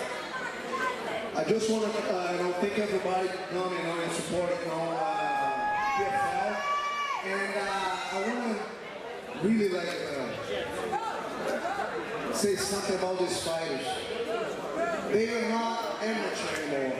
They already fight like a professional. And that was beautiful to watch. You know, we are in UFC all the time. But, you know, watching this was impressive. It was amazing to watch this right here, you know, and I know both of them are champion for me, you know, this is just a belt, but both of them are champion for us. It was a beautiful fight. Wouldn't be beautiful if the guy was just a regular fighter. Wouldn't be beautiful for him. It was beautiful because they're both amazing. And his brother, twin brother, wanna say something. And I wanna hear that. Con el mayor respeto de todo su público y de todos los presentes, yo quiero retarlo a él, yo quiero verme hacer una pelea en el otro evento que se haga, a ver si eso puede ser posible. You just wanna know if you wanna take the fight with him. All I know is I'm about to go into the bar and down some shots. Let's get it! He'll be ready. He'll be ready for you. Yes. All right, guys. Thank you for coming. And this was an amateur, was professional fight. Oh, we have one more guy. Master Daniel Verde. Master Daniel Verde.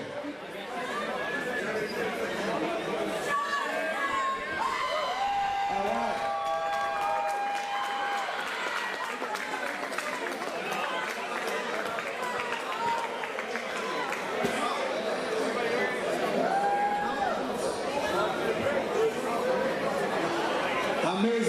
Amazing fight, guys. I'm very proud of you, Justin. Your opponent also put a great fight. Congratulations, man.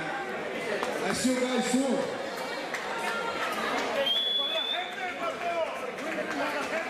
Ladies and gentlemen, thank you all for coming out. Please do not forget to follow all of our fighters on social media. And please go to our Facebook. And don't forget to support PFL for the Amateur Combat Sports Promotion Florida for 2019.